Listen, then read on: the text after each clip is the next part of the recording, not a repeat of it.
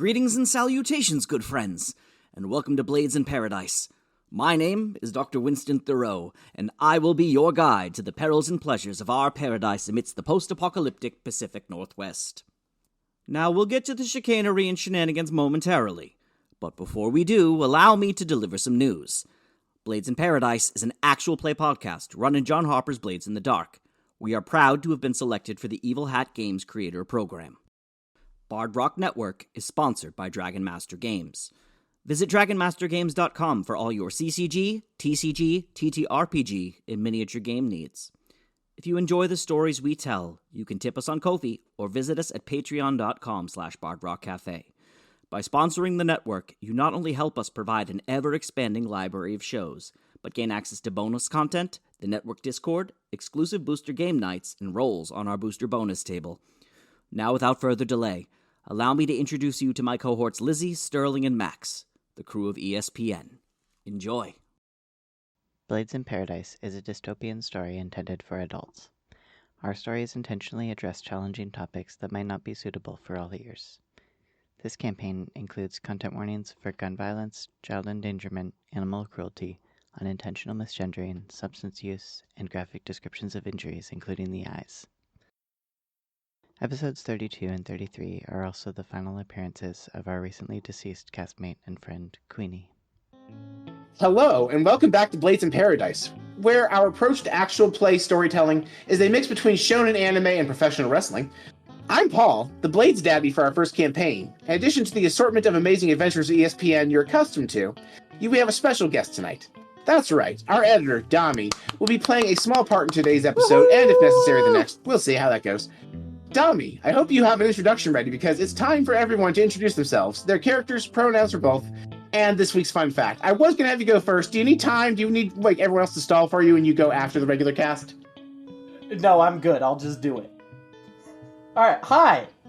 I'm Domi. I use she, her pronouns. I'm going to be playing guerrilla radio producer Liberty Mutual, who also uses she, her pronouns. A nice fun fact about Liberty is that although she goes by Liberty Mutual, that's just a down-low cover thing. Her real name is actually just Domi. And you can draw your conclusions about that how you'd like. And that is actually a thing we had agreed upon in the chat before Domi played. That's not something she just made up. Oh, hi everyone. Outcast, outlawed, time to circle up the wagons in Tightwad. It's Dr. Winston Thoreau. Hi everyone, I'm Jim, and I play Dr. Winston Thoreau, both of whom use he, him pronouns. And a fun fact about the good Dr. Winston Thoreau is that he loves holding a grudge. In fact, so much so that he keeps a little notebook inside his jacket pocket with all of the people that have wronged him or slighted him in even the smallest fashion. A hairstylist who had, for example, cut his hair uneven, or the gentleman at the frozen yogurt stand who did not put enough gummy bears on his strawberry frozen yogurt. Anything will be noted and kept for use at a later time. Of note, the froyo stand was one of those self-serve ones they weighed at the end, so Winston wrote his own name in the notebook. I did. In fact, you know what they always say, you have to love yourself before you can love others, and Winston's not a big fan of himself most of the time. Another fun fact. Hello, I am Justin. I play Maximilian Graves, and we're going to go past the self-loathing. It is now time for a little bit of a poetry slam. Can I get some snapping, please? Oh, fuck. A giant was Andre the cat. A humongous feline at that. He ate lots of cheese, and for him did it please, and my did Andre become fat. There once was a wee little rat that lived underneath a straw hat. She ate herring fish on top of a tin dish, and gave her wee tummy a pat. The reason why I'm saying all this is because this episode, I will be dealing with my rat infestation, and I might be trying to pick up a new pet as well. All right. Okay, first of all, Jim. Yes. Is the Lord and Taylor gang in your notebook? Probably at some point, yes. Probably not for unrelated reasons other than the train robbery. It probably has something to do with, like, Victor stepped on my foot one time as he was walking outside of the bar on his way to the stables. If Victor did that, he definitely said that was for throwing me off a train that one time. Now we're even. I feel like he would be very upset if he found out his name was in a notebook still after that. Well, then listen, he shouldn't have been so mean to Stirling. Alright, I'm Queenie, otherwise Lizzie Calhoun, both she, her pronouns for us. And my fun fact is, in Tightwad, even though we do have an undertaker, most of our dead is usually burned in a funeral pyre type ceremony. We have the undertaker more for guests that happen to die on their way through. And probably people don't believe in the pyre because the one person the Undertaker was expressly preparing a coffin for was Victor Lord, and by proxy then Stirling. Yep. Incidentally, it is Stirling's turn. Yeah, hi, I'm Riley. They pronouns. I'm playing the brush and scrappy Stegosaurus Stirling, also they today. And quick disclaimer, my fun fact poem is not about fucking. For a change. Oh, wow. It's about cloacas instead. If I never hear the word cloaca again... That just means that I'm going to say it during every episode from now on. Queen's replacement for Lizzie in Campaign 3 is just going to be a character named Cloaca something. Can I have 10 minutes real quick to punch up my intro a little? I forgot to include some cloacas. You want to just, like, placeholder and record the intro separately? It is a bit. Okay, I was not sure if I should take it serious or not. No, I'm not changing this. It's been ready for weeks and I'm very excited about it. Okay, we're good then. Alright. Over a year of recording in paradise, we've made enemies that bite and friends who are nice. Some allies were lost and some were brought back. Some called us terrorists over one little attack. So to honor our growth and what we've let go, Sterling and I both spent some downtime on fresh stick and pokes. It's a little Stegosaurus. Aw. Aww. Oh, that's Aww. great. It matches your Beanie Baby that Mercy got you. Mercy knew, I guess. She always knew. I think we all kind of knew. Max definitely knew something was up. I promised I would start giving a world fact. There should be a lot of information about the world in this session, and if necessary, the next session, because we had a lot of stuff to get through. So, just for the sake of expediency, I'm not going to add to it. You're getting a lot of info dumping in the next 1 to 2 episodes. As a matter of fact, when we open Benny's train locker, which may be today if time allows, we're going to get 5 major revelations about our campaign world. One for each of you. Bum, bum. But before that, recap time. Last time, you successfully defeated the envy aspect of famous Nathan's personality, along with all 3 of his fucking Deathclaws from Fallout, and successfully recruited the Robbins brothers, aka the Steampunk Ghostbusters, Luigi, Ben, Jerry, and Baskin, to your cause. But your victory is not without losses, as 2 of the hostages, Nicholas Odean and Lizzie's mother, were taken out by the Toys R Us kid before he and the remaining Ringling brothers made their escape. Do you have anything you wish to do immediately upon your arrival in Tightwad? You escaped in the hot dog car. You do also have a train hideout. You get to Tightwad somehow. Do you have anything you wish to do immediately upon your arrival? As a reminder, Max is absolutely incapable of moving his body. Every bone in his body below the neck is shattered. And you do have a dead person to bury. So those are the 2 things I think you might want to do immediately, but I'm not your boss. I'm just the master of ceremonies. No, you're the dark god that lives inside our heads. I'm one of the 3 dark gods, actually. There's a triumvirate of us. I guess that's this week's world fact. There's a triumvirate of dark gods that oversee your fate. The first thing I'd like to do is get Max and Dijonais over to the hospital to try to figure out if we need to administer our last dose of medicine and what we need to do to synthesize more. DJ's walker's like, it's so funny you call my doctor's office. It's basically a glorified trailer in the back of the town hospital. Hey, let me tell you, it's better equipped than what we've got over in Paradise. I mean, the things that people steal from that place, you wouldn't believe. I mean, I would believe because I am the person who makes your medical supplies and fills the orders for the medical supplier who supplies the hospital, which is you. Fair. I underestimate you. Or was you. I imagine you lost the contract when they labeled you Oh, terrorist. I've already received notice of that. Don't ask me how I received it, but I did receive notice of that. We're going to do a stress-free flashback. When you opened the stuff, there was a deposition paper telling you that that they filed the court proceedings on your behalf to have you removed because you're a terrorist. It just was stuffed in my jacket pocket by the vampires while I was unconscious. God damn it. So anyway, Victor, can you just lay Max right there on the table for me? Yeah, sure. Be careful not to. And you hear like 7 bones pop as Victor's not being careful in the slightest of Max's body. That's okay. We can fix those. Okay, so I have 1 dose of Miracle Tonic, Winston. He's not dead, he will be fine, but if I give it to him, I won't be able to because Nathan took all the notes in my formula. I would not be able to recreate it. I need this dose to recreate the formula. Also, he took all my vampire blood, so unless you got other vampire blood Well, I have a lying fresh around. corpse in the hot dog. I'm never saying that sentence again ever in my life. And I also have this, and I hand him the vial of Samantha Sung's blood that she provided us. You hand Dijonay, who is a her. Victor is not taking that sample.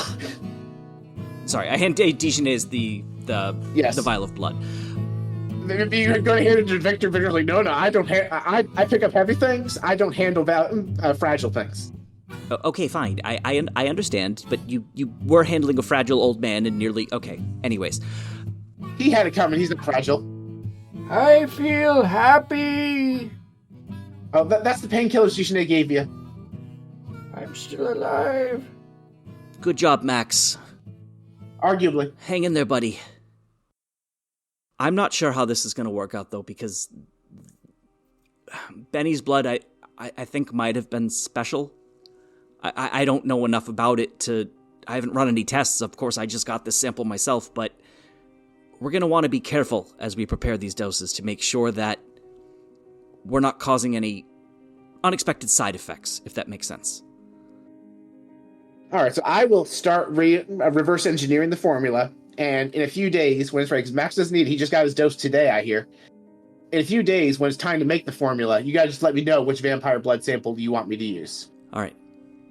And she labels them Thomas, Dylan, and Samantha. Thank you, Dish. It will be Winston's long-term project to help Dijonay reverse engineer the Miracle Tonic. Oh, Dijonay, while you're at it, here's a coin. If you could figure out how to, or maybe talk to Dr. Feelgood about how we could back up a soul, so that way if a person died, we could maybe reboot them in some way? Okay, thanks, bye! Just run out the door. Oh, you mean this notebook that you stole from Duncan Hines about how they brutally experimented on your brother? Sure, I have that. Oh yeah, that one. Yeah, I'm thinking I'm thinking I need to do that to myself. I mean, yeah, if we only cut it the one time, in theory, it wouldn't cause any lasting trauma. Well, you would know, and I'm sorry for that. Yeah, I'll be fine. He only cut my soul like three tiny times. It's not like one big time and a bunch of smaller big times like he did to it himself. Oh, that reminds me. If we were to get that big bottle back, do you think I could bring him back to full strength? Oh, he'd be stronger in full strength because he's already been regenerating. So, like, he's already like a 3/4 soul, right? And he's already absorbed 2 of his other smaller pieces.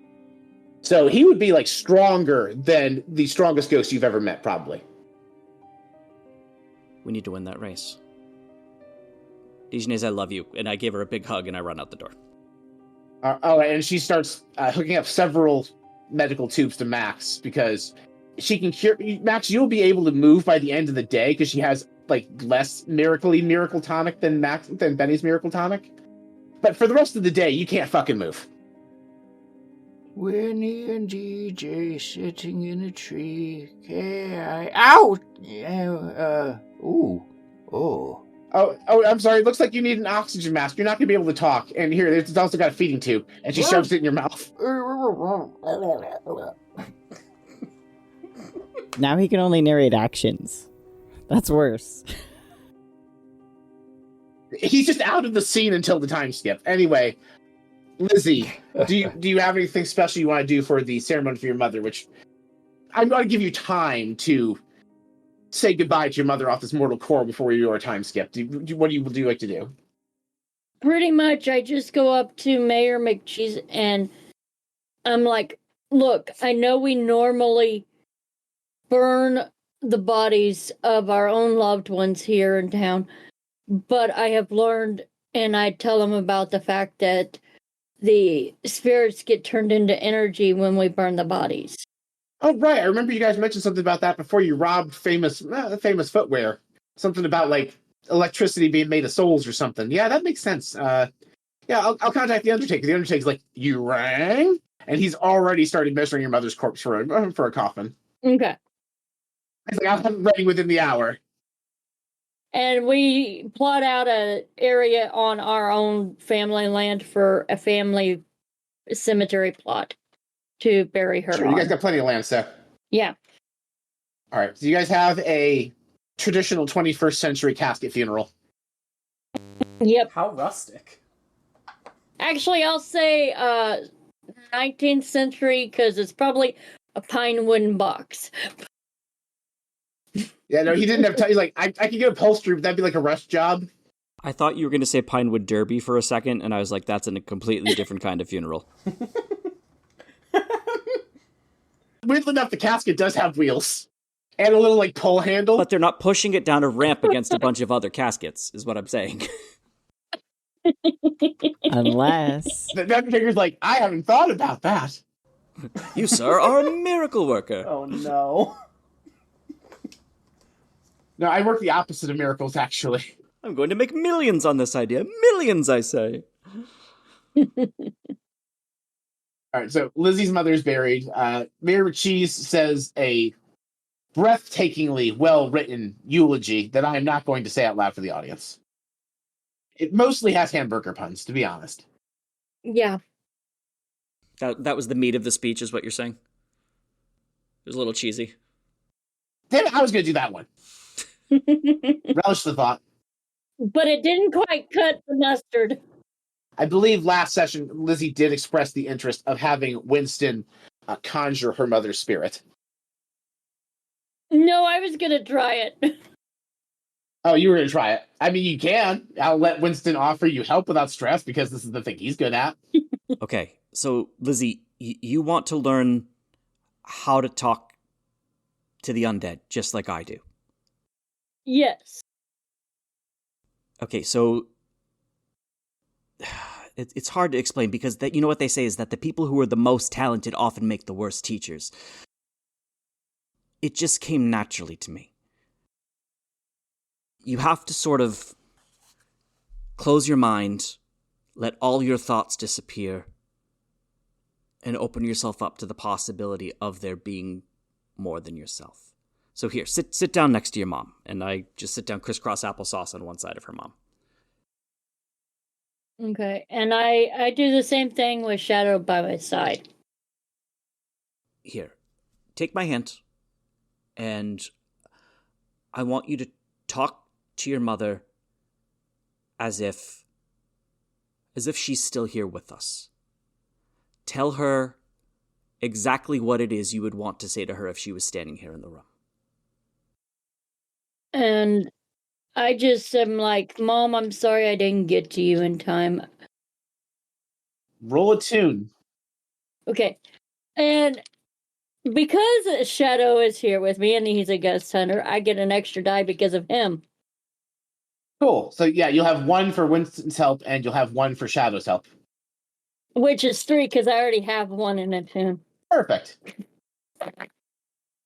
I got a 5. Yeah, with a 5. You see the spectral visage of your mother. Only you and Winston can see it. I guess Shadow like seems to acknowledge it, but kind of like that way animals seem to acknowledge things that aren't there. Like, you ever see like an animal seems to be like chasing something that's clearly not in the visible spectrum to a human being? Yep. Like, that is how Shadow's technology. Like, the two of you get it, everyone else thinks the Shadow's just looking off into space. But It's fine. It's fine, Lizzie. You have impossible odds. Your mother says to you. I understand. You saved most of our family. I would have given my life to make sure everyone else is safe, so I am okay with this. And I will always be here for you. And she reaches to the neck of her body, and there's like a locket that has a picture of your family. Mm-hmm. And it floats up, and she hooks it around your neck, and she touches the locket, and her spirit just sucks inside of it. You now have a spirit bottle of your mother in the locket on your neck. Okay. So you can consult your mother whenever you like. That's going to come in useful. Yep. Yep, whenever you need information about pickling. That's expert level stuff, Lizzie Calhoun. I'm very proud of you in this moment.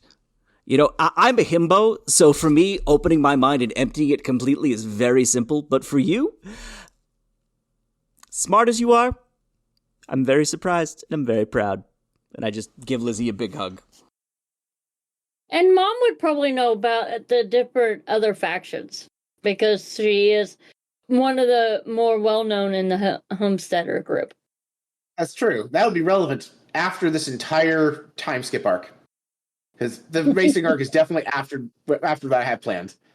So, several days pass since you escaped to Tightwad. We're doing a time skip so the party can rest, recuperate, and get their affairs in order. So, as I instructed you all before the session, clear all stress and harm.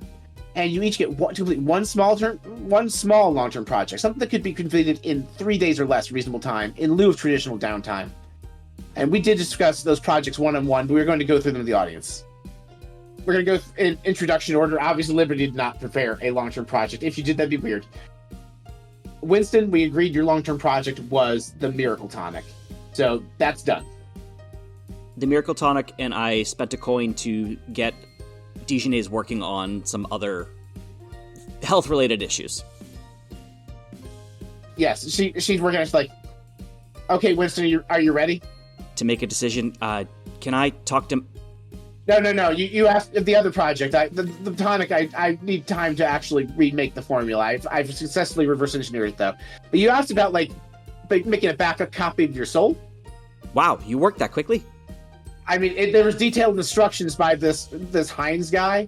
It is, like, disturbing the level of detail he went into brutally slashing someone's soul off of them, and you will have to be unconscious for, like, a full day for your soul to recover. Do we have any... Let me check my calendar real quick, and nope, it's completely empty for the next probably 6 to 8 years, depending on when we're allowed to go home. Yeah, so basically, basically half of the downtime you spent helping her with the formula, and then when she was done, and she's like, okay, I just need time to make it. It's like, okay, so she, like, sets you up, like, we're gonna set you up on this gurney here with, like, a feeding tube and all this other stuff, because you're basically being in a coma. You know, I know the famous footwear have, like, one of those fancy floating bubble pods. I don't got those. I wouldn't expect you to, Dij. I trust you to do what's best for me. Okay. So this is going to hurt a little, and by a little, I mean a fucking a lot. Some of you are familiar with Yu-Gi-Oh! Are you familiar with the card Injection Fairy Lily? I actually am. If you're not, it has a syringe basically the size of a shower stall. I was going to say, this is the second time someone's asked me that question today. He basically pulls out the biggest fucking syringe you've ever seen. It's like, I just need you to attune to this syringe real quick. All right, I just put my hands on the side of it and hope for the best. Only a 4. Still, mixed success is good enough. You just needed to, like, she needed you basically turn the syringe into a converter so it doesn't take blood. So she just, like, shoves it into a random place, because I don't know where the fuck your soul is. Do you want me to say it or no? Probably not, right? Where's the soul? Behind my cloaca, of course. Of course. Yeah, so she shoves the syringe up your ass, apparently. I'm so proud of you. It's obviously in the appendix. We established that a long time ago. That's true. The appendix is canonically the soul organ in this universe now. So, yeah, she just shoves it into your appendix and withdraws approximately half of your soul. Have you ever seen the original commercial for Super Smash Brothers where a bad, like, New York Times costume of Yoshi and Mario are like skipping through a field and then they start beating the crap out of each other. It's that, but it's Famous Nathan and I are skipping through a field of flowers together, and I can't be some ba-da-da-da-da-ba, and then we just start beating the shit out of each other until I wake up. Okay. So that is Winston's downtime. Max alluded to his. He's training rats. Tell me how the training rats goes for you. Oh, well, there's a lot of meditation involved. Which is good because you can barely walk. Of course, and I sit there in the morning. We go into downward dog position quite easily. Oh, I'm training the live ones now. Okay, so it's a nightmare. It's have you heard the term herding cats? Well, remove one of the R's and replace it. So yes, it's very difficult, but I'm coming along. Rats are very smart. I feed them the ample amount of cheese that Lizzie's parents have stored. It's like an old virtual reality It's in game. a giant cave. Yes, it is. It's terrible. Wheels as far as the eye can see, but it's going to be Swiss in a minute because of all my rats. But yes, I'm able to make gestures, and they follow simple commands, so they can run forward and bite someone. They can also possibly take a small item off of someone with my other command, and I am also trying to make sure that they eat as much of that cheese, which I may or may not have altered slightly, using some equipment that Dishney's might have accidentally left unattended. I mean, if you're trying to give the rats steroids, you can just roll proud, steal one of the juice boxes they canonically have from robbing Orange Julius.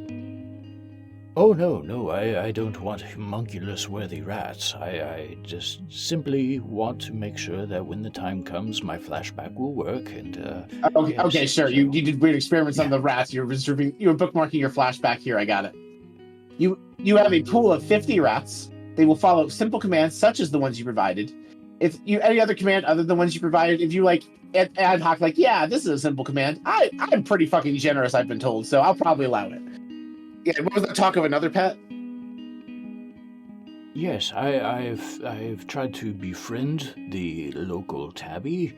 It's a village pet, but I have hand knitted a costume for it. You know how you stick cats in clothing and they absolutely adore it. They all try to get into the clothing that you knit for them every time. So I've made a giant hand-knitted rat costume for my cat, and we will name that cat Mr. Jiggles. May I suggest Mr. Jigglesworth? No, Mr. Jigglesworth is never to be spoken of. Okay. But yes, there's no training of the cat. Cats can't be trained for anything, but I do make sure that it keeps its little rat suit on with the big flappy ears. You don't train cats, you negotiate with them. Yes. It's more of a distraction tactic. Exactly. And what was Lizzie's long-term project? Lizzie was going to work on making the Lord and Taylor gang more of an ally. Okay, that's right. You wanted to, by having them train you to wreck shit better, I think you said you wanted to do. Yeah. Which you already marked the pip, that's fine. I was going to work with Victor Lord and become more proficient in wreck, but at the same time, become friendlier with them. All right, so I think we flavor this as your skeet shooting. Because what is more wrecking than just shooting, throwing random plates in the air, yelling pull, and shooting them? Okay, I was gonna say we go and find an old barn that needs to be torn down. Sure, that works too. Yeah, time for the evening barn tearing. Yeah. But yeah, actually what happens is Lord goes, oh yeah, so, all right, yeah, Kelsey Travis, he skipped town, and the mayor told us to just tear down his house. How's Swift taking that one? Not good. So here's the thing. When the famous family came and took a bunch of shit, the Ringling brothers and Kelsey, they just fucking disappeared. They couldn't be found anywhere. Like, the gun, like, if you actually realize as you're looking around town, there's a lot of people with gunshot wounds or, like, blunt trauma wounds. Like, no, they fucking rolled up on Tightwad and tore shit up. Well, the Ringling brothers, I know what happened to them. Yeah. It's weird. It's just them and him got out of here uninjured. Well, the Ringling brothers, I happened to them. Well, yeah, no, but, like, that was after they left Tightwad, right? Like, canonically, they left Tightwad with the famous family. Right. Because they then helped attack you. So, like, Right. the question mark here is, why did Kelsey leave? Yeah. And I'm just like, well, the Ringling brothers, they left with the famous family because they're in cahoots with them, and they tried kidnapping Ma and Pa and the two siblings here, and I happened to them. They ain't coming back. Lizzie, roll your choice of survey or study to think about what you just said and the entire summation of the situation you described. Okay. We're gonna do study. And because I'll say this controls, you have the benefit of your Pip-Boy. So you get a bonus die. Oh, awesome. That is a 6. The 6, you repeat this, like your Pip-Boy repeats back to you, it plays back to you. They got out of here unscathed because they were with the famous family. You realize the Toys R Us kid is about the right height and build and jawline for Kelsey. And he's dead too, ain't he? No, you didn't kill the Toys R Us kid, he got away. Oh, that's right. And then you remember when Swift stole Kelsey? He was the one doing most of the instigating between the two of you. He was encouraging the cattiness. You think maybe he was playing the long con on you both for a long time now that you think about it. Yeah.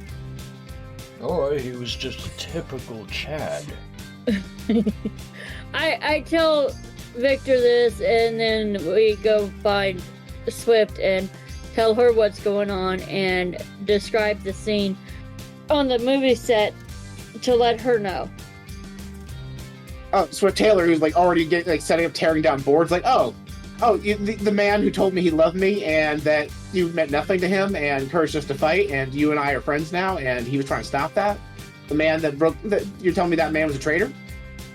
Yeah, it's starting to sound like it. And also, I'm gonna take down the famous family, so you want to help? I mean, yes, but right now, she grabs a baseball bat and just starts taking out all of his valuables.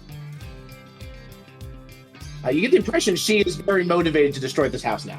I grab a 6x6 and start doing the same thing. And you are now, canonically, very good friends with the Lord and Taylor gang. What's left of them, which is just Lord and Taylor. Yep. But, I mean, we're kind of part of their gang now. Mechanically, does that give us an asset? That's true. Yes, Lord and Taylor specifically are assets now. You're welcome. That was my whole point in this whole thing. And you also now know the Toys R Us kid is Kelsey Travis. Kelsey Travis. Oh my god. I'm just going to remember him as the Toys R Us kid. You can call him by his birth name. Kelsey Travis killed your mom. Yes, That's Kelsey. true. Yep. Which will put all of the homesteaders against him. And about half the Outlanders in general. Because Mom was so famous in the Outland. Yep, it's important to remember that the reason that the Outlanders have not united is because they all have their own issues of pride and things. They have respect for each other, but at the same time, they're there's bad blood out there. We'll get into that more in the Wacky Racers arc. Otherwise, soon I'll just spoil it now, so we call it the famous 500. But we're not there yet. Sterling, what are you doing with your long-term project? Quickly before the thing we talked about, would it be possible to leave one coin in a dead drop for mercy? You certainly can. Sterling basically hides away for sort of a creative retreat and begins summarizing the events of the experience with ESPN in a parody of Linkin Park's Hybrid Theory. I dig it. All right, so you perform that, and then what is the mechanical benefit we agreed on for you doing this literal soul-searching activity? Sterling basically attunes to ESPN and creates a bond sort of unconsciously without realizing it, but over the course of the downtime, they realize that as long as we are within a certain radius, approximately 10 miles, you'd said? Or like... Yeah, 10 miles, or what would roughly be the limits of a standard-sized city. I can, very generally speaking, always know what direction my friends are in. Oh. Yes. I will also generously say, because Lord and Taylor requires an asset at the time you did this, it also includes Lord and Taylor. Sure, why not? Oh, interesting. Thank you. Like, they are part of ESPN honorarily. So for Lord and Taylor, it's, you know, like when you have a quest, like, or like a challenge in like an like a TTRPG, like not TTRPG, an action RPG. It's like that. He just sees the challenge for Victor to arm wrestle again. That's true. All right, so everyone finishes their downtime activity. It is about a day before you due to participate in the big Wastelander race, the famous 500, representing the town of Tightwad and the group of Hot Topic, who have been working alongside Oscar Mayer to trick out and upgrade your hot dog car. We're going to get to that tomorrow in universe when they finish tricking out your hot dog car. Because it's the day before you're scheduled, you have time to finally go through that train locker. But first, the train made a big pickup and dropped off at that train station about halfway between Paradise and Salvation, so they sent out a wagon to pick up the one passenger coming to Tightwad from that train station. It's just a single passenger. Domi, tell us what Liberty Mutual looks like. She dismounts the wagon and walks into the old Toby bar in Tightwad, where the party is about to begin the review of the materials in Betty's train locker. She gets off of the train, and she has both a backpack and a messenger bag. She just has, like, wires running out from the backpack, wrapped around, like, her shoulders and shit, into the messenger bag, back out to a microphone that's in her hands. She's got, like, old-school cassette recorders, like, decked out on her belt, like, 5 of them. And she's carrying, like, a big notebook with, like, a bunch of little tabs sticking out of it. And she seems to be very insistently looking around. I just have this vision of, like, a utility belt made of Walkmans, and like, pretty much. The belt buckle is that really fancy Walkman that they have in the Home Alone 2 movie. The Talk Boy, yeah. Home early. If the 90s kid in me thinks there was also a Talk Girl if Liberty wants that as opposed to the Talk Boy. I think the only difference is one was blue and one was pink. Yeah. I think Liberty has both. Sure. Hell yeah. And so you make your way into the old Toby bar, and ESPN sees you, most of them for the first time, except, of course, for your old friend Stirling, who's presumably why you're here. Oh, my old friend Stirling. Yes, canonically, Stirling is the only one of you that previously worked in Room Issue, because you both work in that kind of, like, punk counterculture movement thing. Okay, yeah. In that case, yeah, if I walk into the bar and Sterling's there, I'm like, oh, Stirling! Oh, thank God. Oh my God. Okay, you're here. Okay. Fuck, Jesusaurus Rex, Stirling. We gotta talk. Whoa, are you okay? What's up? Yeah, okay, look. Oh, hello. Hi. Hey. Hi. These are my friends. And she sits down at the table across from you, and she flips open her notebook and starts, like, looking through it. Do you have, like, a second? Like, just a second? Sure. I look at ESPN. Those your friends? Yeah, so this is... We have a good 24 hours or so to give. What's going on? Hi, I'm... Greetings and salutations. I'm Dr. Winston Thoreau. Very nice to meet you. Yeah, okay. She, like, runs her hands through her hair and, like, takes a deep breath and is like, okay, sorry. Hi, good to meet you. Name's Liberty Mutual. And she extends a hand to you. Liberty Mutual, the Guerrilla Radio Liberty Mutual. the one and only. And as he's saying that, I just hold my hand up to Nelson and motion for him to bring Liberty a drink. Yeah, Nelson somehow, intuitively, because he has used his downtime to be able to attune to people to find out what their favorite drink is, he brings Liberty exactly her favorite drink that she would be available at this bar. That I gotta go with my own bar drink of choice, a Sex on the Beach. Like, he attunes you, like, I think I have all the stuff for that, and he, like, blows dust out of an old barkeeping book. Yeah, I got that. And Sex on the Beach appears. Yeah, because Swift probably likes Sex on the Beach. Excuse you. Swift's like, no, I'm not talking about the drink when I say that, hun. Well, any friend of Stirling's is a friend of ours. Liberty, liberty, liberty, liberty. I know that name somewhere. Liberty, yes. Liberty, liberty, liberty, liberty! Ah, yes.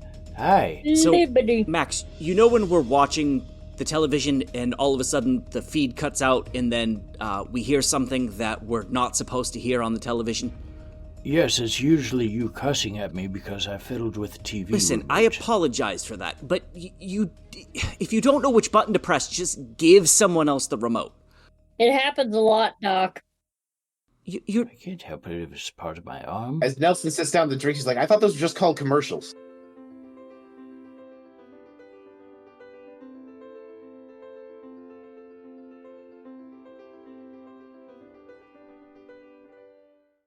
Enjoy what you're hearing?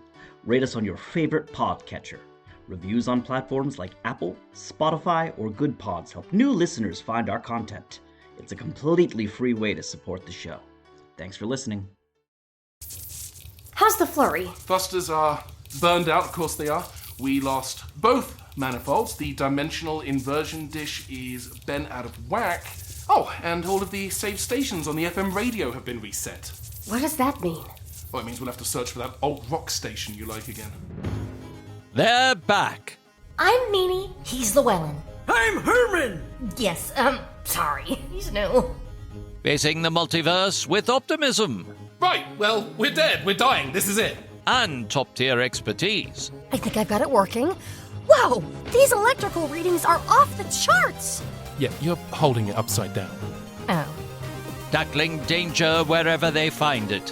When are you gonna land us somewhere cool? Well, it's not like we can steer the bloody thing. Come on!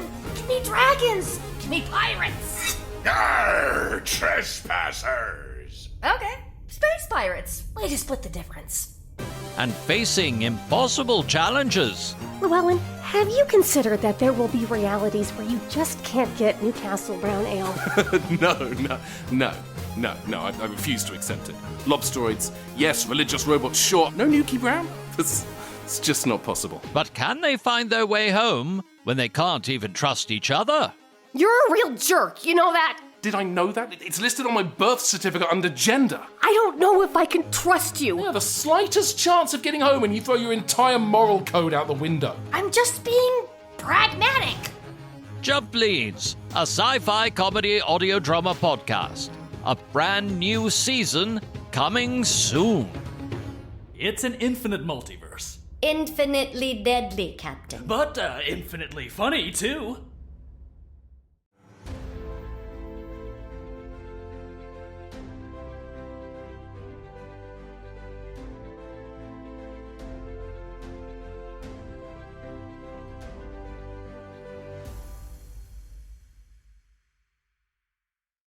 Well, it's nice to make your acquaintance.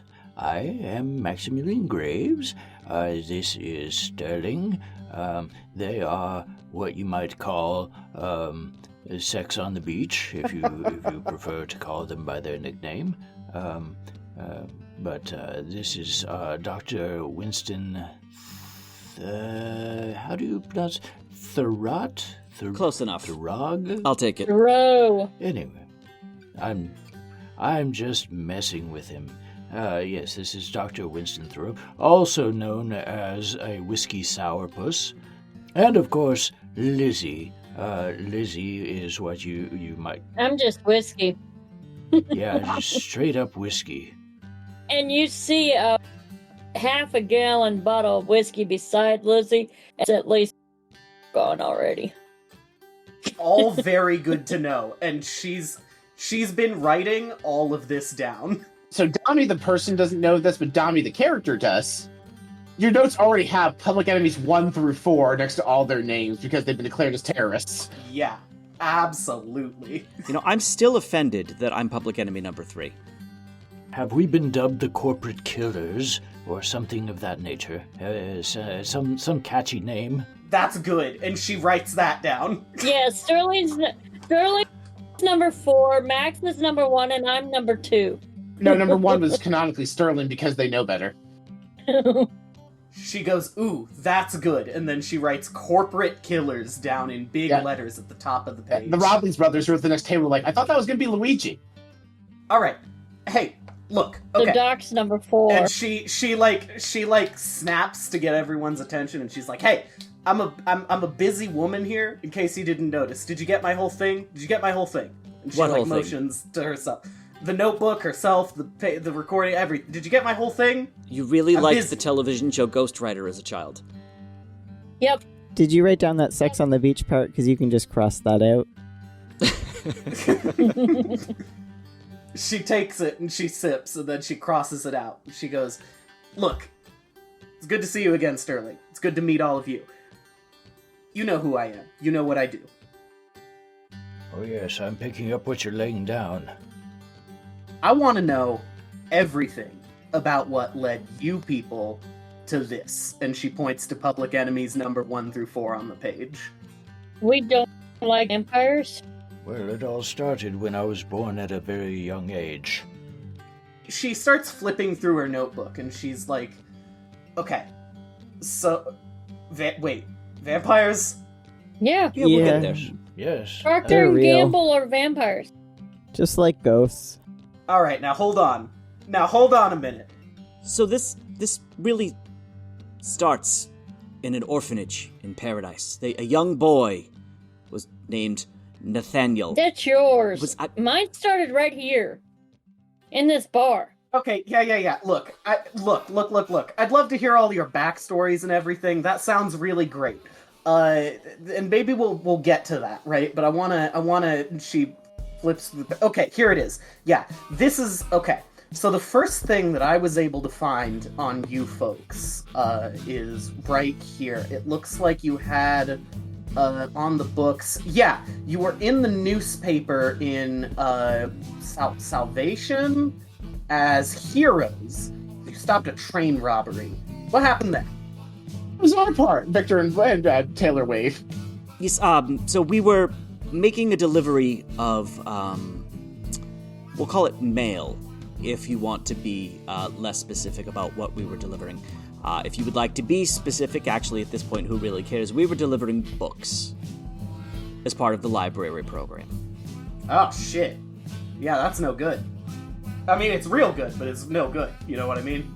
And as part of the train robbery, we needed to keep our cargo secure. At first, I threw Victor off a train. Then Max and Lizzie killed about half of the gang. And then Max slit young Swift's throat over there. Oh, shit. You got... Wait. Don't forget about the other ones. I straight up gave them a new necktie. It's alright, we're even. I fed him a poisoned donut. He got real bad food poisoning. Hold on. Okay, no. Hold on. This, even crazier than the vampires. She points between Taylor and Max. Slit your throat, poison donut. And you're chill?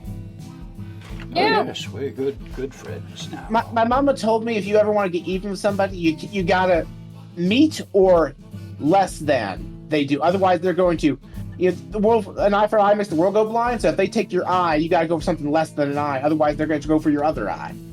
So I settled for putting an anchovy in a donut. I happen to have an extra eye on me, if you'd like. Also, the fact that Swift and I grew up together helped. Yeah, okay.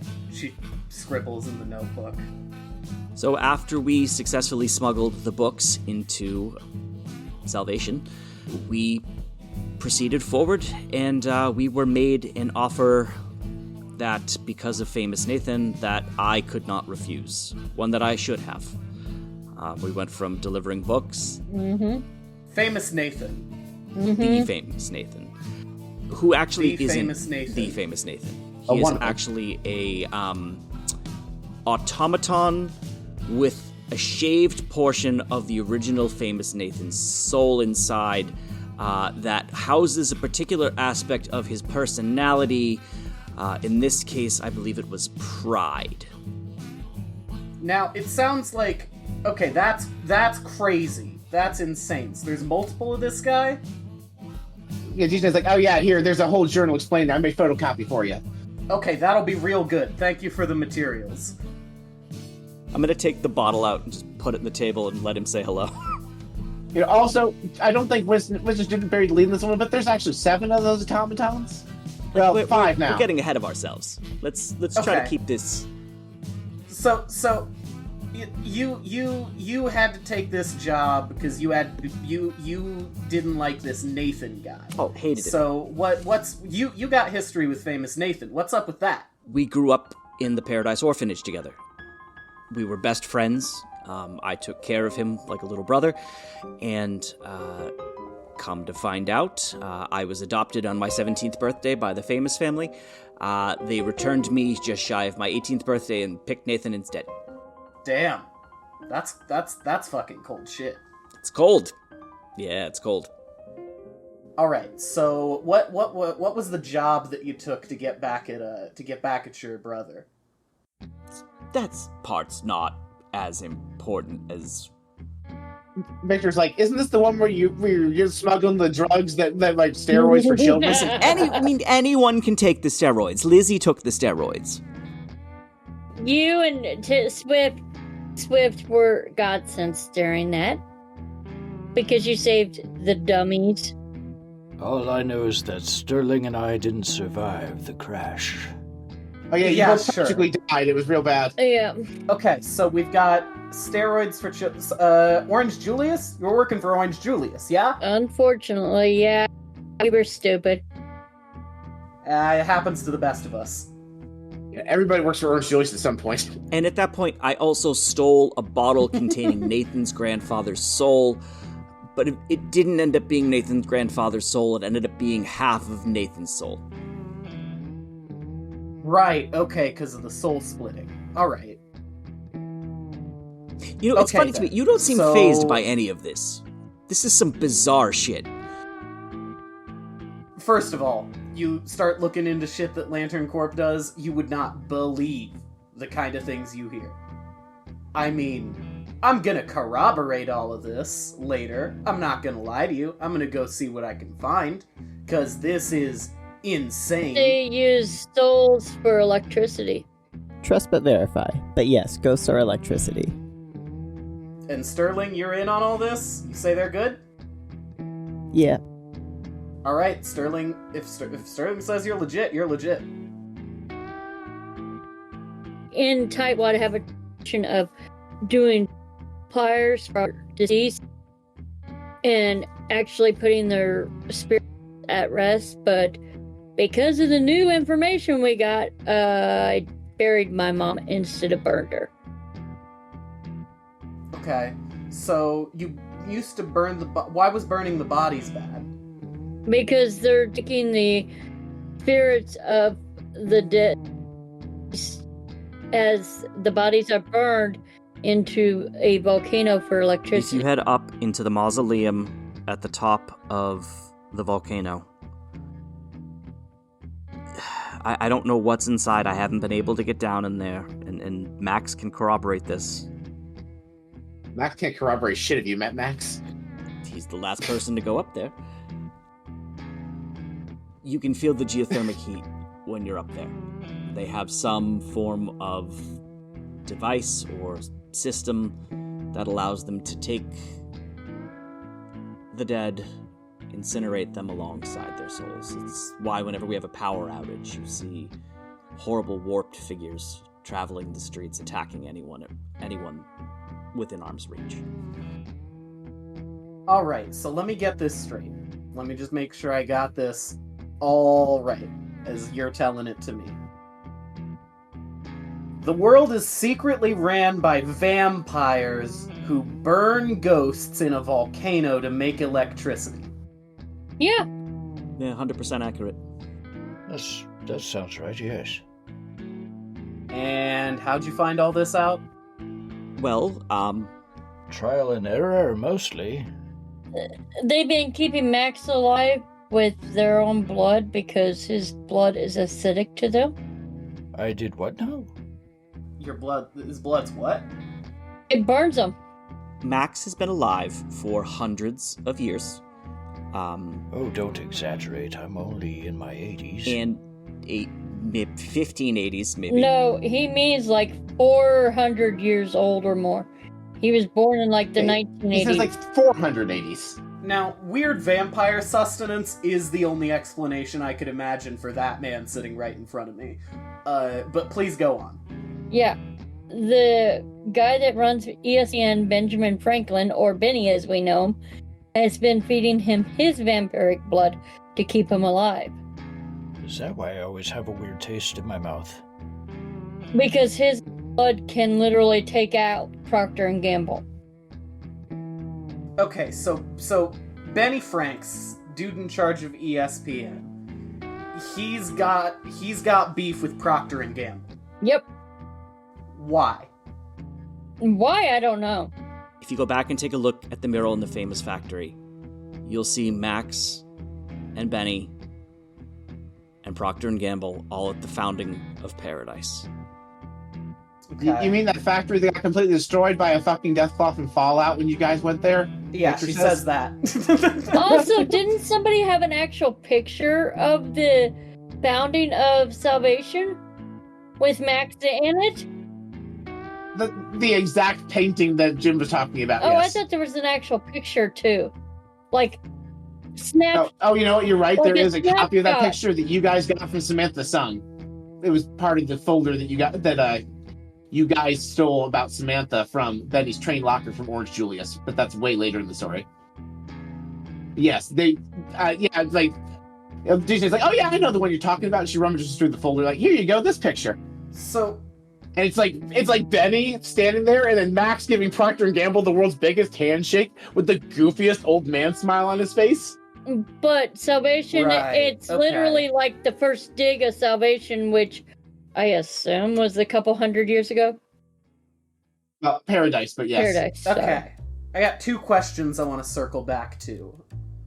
You found this mural, you said, at Famous Footwear. I'm assuming that means that y'all were there when Famous Footwear shut down? Maybe. We may or may not have been hired to procure some documents that had been stolen by from our good friend Dr. Feelgood. Hello, I am Dr. Feelgood. Oh, you're here now. I've been here the whole time. This is the only place in town to get food. Yep. You had to put a bell on this guy. Hey, this guy has got an energy. I know, it's wild, right? Yep. Yes, that's your Dr. Feelgood. I invented the homunculus. You might say I'm your Frankenstein. Okay, hold on. Let's back up.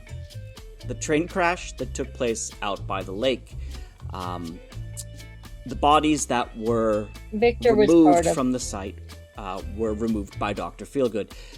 He then was able to take the souls of the deceased alongside Famous Nathan and our friend Dijonais here. No, it was actually Hines. He's like, I had nothing to do with this. With Famous Nathan and Famous Nathan's cohort Hines, and implant those souls into soul bottles in the appendix of large homunculi, or reconfigured corpse bodies. Okay. Sloppy Joe. The entire crew of Subway died in the train accident, and that's why they didn't die in the blimp accident that Benny was framed for. Or Benny copped to when he shouldn't have. Right. Okay. So Benny wasn't right. Benny, she flips pages, scratches out a piece of her previous notes. Benny wasn't responsible because Max and Stirling did that. Yep. She draws an arrow, writes down a page number, and then flips back to where she was at. Okay. Well, technically, I mean, the flamethrower wasn't in my hand at the time. Sure. We all have plausible deniability on shit. They blew up their own blimp. You were just there. Yeah, honestly, that is what happened. That's the actual defense. Alright, so you blew up Famous Footwear. You blow up a lot of places. We only blew up Famous Footwear. Orphanages, Famous Footwear. No, you burned an orphanage down, Max. The dark voice says that's just Paul, because none of the other characters know you burned down an orphanage except for the dark narrator. Maybe Winston vaguely. You keep saying that. Like, why do you keep bringing up the orphanage every time we talk about fires? I'm sorry, what? So, Famous Footwear, that was kind of a big deal, and then, as far as I can tell, and she flips through her notebook again, yeah, it looks like you kind of drop off the map after that? Where'd you go? We headed back to Paradise. We were dealing with Benny and his court. We hired Gigi Wentworth from the firm of Johnson & Johnson, and we set out to defend Benny. But the problem is that the black box from the blimp still would have left Stirling and Max to take the fall. So we had to go down to the police station and steal it. But see, at the time, Max was busy with his ex-wife, Vampire, who is still working for Lantern Corp, and Stirling and Lizzie were busy, I believe the term is fucking shit up at Orange Julius's. Alright, you lost me. I was where, and I did what, with whom? And how many Twinkies were involved? You wanted a date with your ex-wife. Oh. Rebecca. Layla. Layla was her name. Nope, Rebecca. I want to circle back on this, because as I'm sure you all know, Lantern Corp is my public enemy number one over at Guerrilla Radio. So, tell me more about this Rebecca lady. I mentioned Max is hundreds of years old, correct? Yes. At one point, he and his ex-wife, or still wife, I'm not certain, were part of a ragtag group of vampire hunters who also, I believe, Max, were the Pickles brothers part of your group of vampire slayers? I'm sorry, who? The Pickles. I hate pickles. The pickles, the ones that you hate. The ones you hate, not the vegetable. Dill pickles, kosher pickles, it doesn't matter. They're terrible. No, Tommy Pickles. They were unsuccessful. I'm sorry? Max was kept to experiment on. If you notice, he's missing an arm and a leg. Benny Franks was one of the former executives of Lantern Corp, as you know, and Samantha Sung, who is also an executive at Lantern Corp. Turns out that they kept Max's ex-wife around for still an unknown reason. That's a vampire. Alright, Samantha Sung. I'll have to do some looking into her. She's the chief operating officer of Lantern Corp. Yeah. If you can somehow get into our offices, there would be a painting inside, I believe, that would confirm that. And I also have... Dijane, do you have that in the folder, the file folder? The other photos? Oh, yes, the folder I got because the Famous Family definitely nuked your building off the face of the earth. You do not have that office anymore, but yes, I recovered it. All of Stirling's knives. No, it's fine. We got the Beanie Babies and Stirling's knives and anything else of emotional importance out of the building because the Lord and Taylor gang loaded up your train hideout with all your shit when they saw that they were about to demolish your building. Thank you, Victor. My NASCAR banner? Yeah. Actually, Stirling has seen over the last 3 days, all the stuff from Stirling's loft has been moved into when they finished demolishing the Toys R Us kids' house, they basically gave you guys your own little mini compound in Tightwad. So you have what are they called? Tiny house? Which for big beefy Stirling is the least effective house to have. I've been on the roof mostly. Luckily, it's not too tall. And I've been back at Ma and Pa's. It's just your stuff, a bed, and the toilet. That's like the entire room. Max and I in a coma in one room. You haven't even seen your room because you've been sleeping in the medical bay. I don't know what you're talking about. I am a fully viable and vivacious young man these days. Have you seen me getting around? I'm using my prosthetics as I've never used them before. I'm a quadruped, but only, 2 at a time. But not in the usual configuration. Dijonais just very quietly slips a VHS tape of him crying like a baby when the painkillers wore off over to Liberty. Liberty nods and slides it into her messenger bag quietly. I was so manly. I was the epitome of alpha. In the radio broadcast later, she absolutely plays the contents of that tape. Layla! You got me on my knees, Layla! Liberty's chewing on the end of her pencil. Alright, I think I'm processing most of this for now. I'll have to do some looking into this Rebecca and see what I can find on her from the past. Alright, I have one more question, and then I have something that I need you all to do for me. If you have the time. Oh, we also were kidnapped after the trial ended. I wasn't even there. I don't remember what happened. I wasn't there to tell you what happened. All I know is that we were kidnapped and woke up inside of Famous Films. That's what I was just about to ask about. I heard that some business went down at Famous Films. I assume since you're, dealing with the Famous family right now, that you must have had something to do with that. Tell me more. Yeah, they kidnapped our Lord, and so we went after them. Oh, honey, you're skipping the part where you got arrested for trying to kill Procter & Gamble in a courthouse. Oh, yeah. Sorry, you did what? Dijonais is like, they told me about it when they kidnapped me. So basically, Lizzie here, you see her arm there, it has like a gun barrel around the wrist. She shot a laser cannon at Proctor's arm. And then Max spit a mouthful of his acid blood in Gamble's face. Turns out that the sprinkler system in all the government buildings in Paradise are laced with neurotoxin that paralyze people who aren't vampires. And so they took all of the ESPN crew, except Winston, who they already kidnapped, to Famous Films to be executed. And that's where we get to the part where... I'm not there for 5 minutes, and this is what you get up to? Demerits for all of you. I can't do that anymore. I'm not a CEO anymore. The HR lady has also conveniently been relocated to Tightwad. Greta, write that down for when we reopen. Greta's like, okay. She's just eating an omelet in the background. Also, you're not a doctor since they took your contract. I mean, he's not, his credentials are not related to ESPN or his contract, so... Also, I've never claimed to be a doctor. I just am a doctor. You can just do that. You've claimed it many times. You do have certifications from an existing board, technically. JCPenney is I think the joke was, when I revealed JCPenney, there was an actual fucking board. But no, JCPenney gave you actual credentials. You are a doctor. Just not a medicine doctor. Just the other day you said, I'm a doctor, by the way. I want you to know that. Board-certified phantasmologist and licensed practicing spiritologist. See?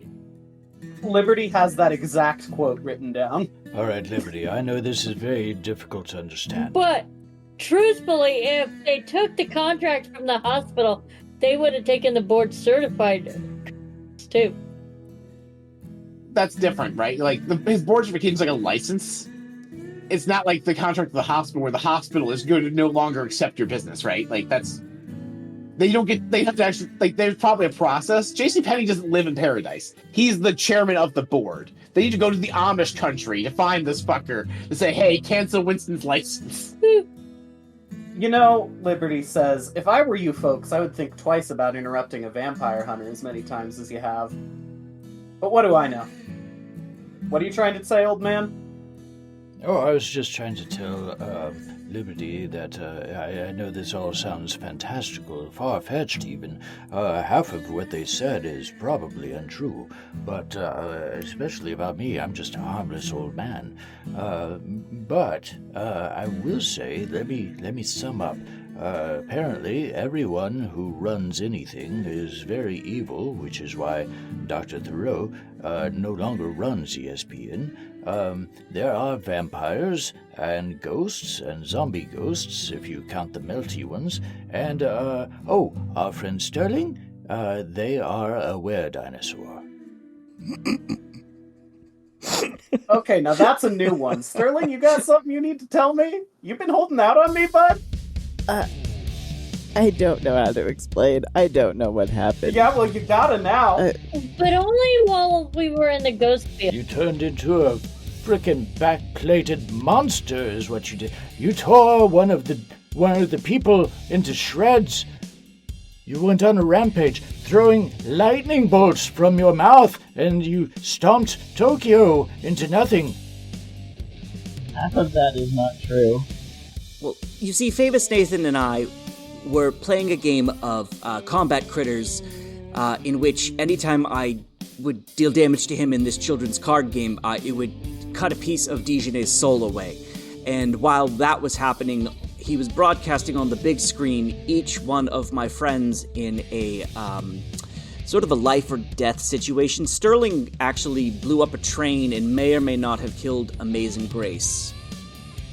Her train did explode, but we haven't seen the body. I hold up 3 fingers. There were 3 trains. And I blew them all up. In one go. Congratulations. That's a tough gig you had there.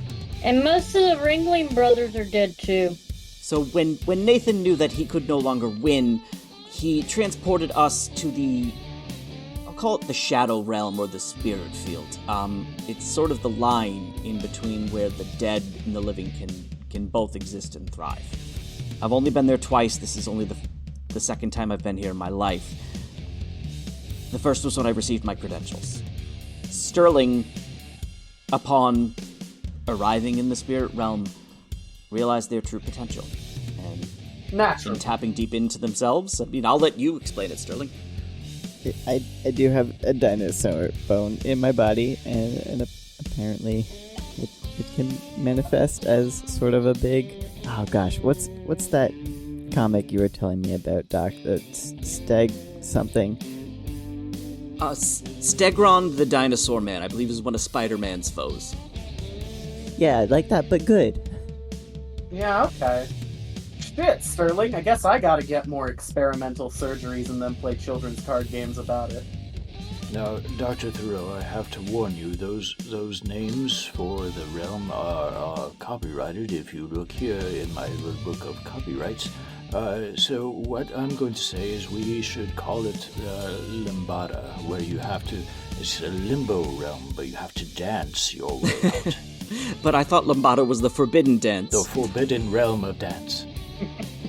I mean, you can dance if you want to, but you might leave your friends behind. You can't do that. Hey, if you don't dance, you're no friend of mine. Alright. So, you break out of Famous Films, and you wind up back here in Tightwad? After Max exploded a vampire, yes. Sure, yeah, which vampire was that exactly? I think that was Thomas Pickles, I believe. I forget which Pickles brother that was. Yeah. Now, who the hell is Thomas Pickles? This one, actually, Dijonet's like, oh, don't worry, we got the tape for Famous Footwear, and she hands it to you. So you just have the exact footage of that arc. Because Famous Nathan was recording it. And she's like, basically, the big guy who was like a possibly racist stereotype of Aztec culture that was like a big busty head, explained something about like the Pickles brothers were part of Max's vampire hunting party or something, and they betrayed him because they secretly got turned into vampires.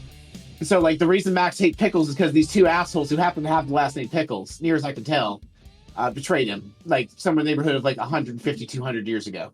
I was going to say, we're giving you so much information right now that this is going to take at least like a 30 to 32 part expose, so with all of just what we've given you so far. Maybe like an interstitial here and there. Yeah, no kidding. Yeah, this is a bit more of a story than I anticipated, but I mean, hey, if this is true, and I think I got some points I can corroborate this on, like if the bit about the neurotoxins is true, which that should be easy enough for me to get someone to check, that'll be a point in your favor, and I think I can...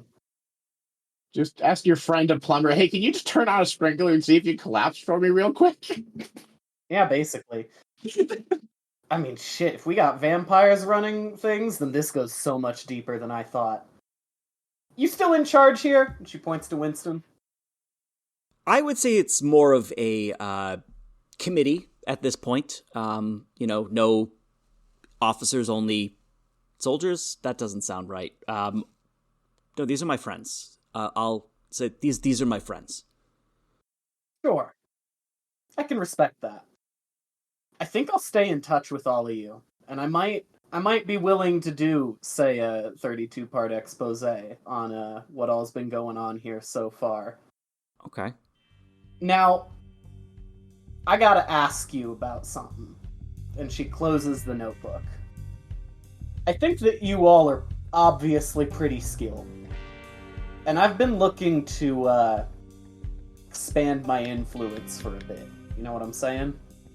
Do you need us to help you with some additional writing, maybe some editing work? We could, help you by passing out zines, maybe? Oh no, I do all of my own editing. And then she turns and winks to the camera. Liberty's a very good editor. Max just pulls out a knife. Tell me more of what you need. Max, put the knife away. Right, nothing like that. And she takes off the backpack that's on her back, and she passes it to you, unplugging a few cords from it. And she says, in here is a radio signal booster. I can hijack the airwaves just fine, but what I'd really love is to be able to take hijacking the airwaves in Paradise and turn it into hijacking the airwaves all over the Pacific Northwest. To be able to do that, you'd need this somewhere incredibly high, probably made of metal. Oh God, how are we going to get to Mount Rushmore from here? I was thinking more like the Seattle Space Needle. Is that thing still around? Yeah, it's still up there. So you want us to install it? Okay, you want us to install... You know what? Fuck it. If you can put our story out there and you can make it known, we'll do it for you. Free of charge. Ooh. Can I have Cage Nicholas play my part? I'll see what I can do. I might only be able to find some fuck named Justin. Aw, it's a terrible name. And Cage Nicholas has been dead for 300 years, Max. That's Nicolas Cage. Cage Nicholas is a child actor, so it's I don't see it personally, but it's up to you. His great-great-grandson reversed. Y'all planning on hanging around in Tightwad for a while? Got some other base of operations? Nope, we're gonna stay here. We got a race to do. We'll be competing in the famous 5... Yeah, I was going to say, don't we have a mobile crab tank that we can tune up? I forgot that thing has crab. I'm ready to add it to my notes for next session. Yeah, we're planning on staying here for a while. Yeah, we put a Excellent. giant crab on it. I'm gonna start finding out what I can, seeing if I can corroborate your story. Once you get that radio booster installed, I should be able to detect its signal from back in my studio. Once you get it going, I might pop over, give you a visit, and we'll get started. Start broadcasting. All right. Oh, I'm sorry. There's one other piece of information that we forgot to give you before you leave. So ghosts can feel everything that happens to their body after death. Just leaving you with that. She doesn't write that one down, but she does stare at the ground for a moment. That seemed a little more personal than I care to ask questions about. That's why you don't cremate them. Yeah, okay, I'll keep that one in mind.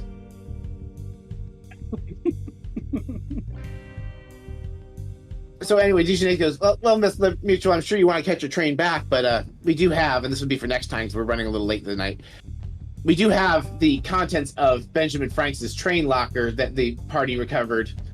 She waves, and Lord and Taylor and Dr. Field, basically they produce an entire like storage container worth of boxes of records that are just like all the like every last bit of dirty laundry that Benny's accumulated on Lantern Corp and their secret operations over the last 200 years. Now this seems far more helpful than anything that we told her. Why didn't we lead with this? No kidding. And she sits right back down. And so our episode ends as you all start unboxing and reading the absurd amount of documentation Benny has accumulated, including, I will tell you what we have here as a stinger for next time. There are the files labeled Hostile Takeover and Cure for Vampirism, in addition to 5 enormous separated piles of just shit to sort through. Thank you all for listening, and thank Domi for joining us. Thank you, Domi.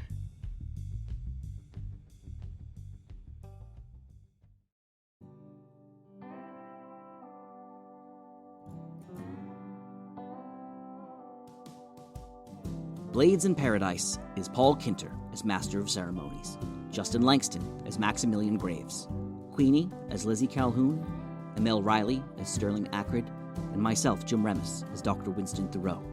Domi is our editor, and Allison is our producer. You can directly support this show at patreon.com/bardrockcafe, starting at just $3 a month. We've just updated our Patreon rewards, so now is a perfect time to subscribe. Subscribers can join us on Discord, can come play games with us, and receive access to ad-free episodes and an ever-growing library of bonus content. You can support the podcast for free by sharing us on social media, by word of mouth, or by rating and subscribing on your favorite podcatcher. Lastly, you support us just by listening. Thank you for listening, dear friend.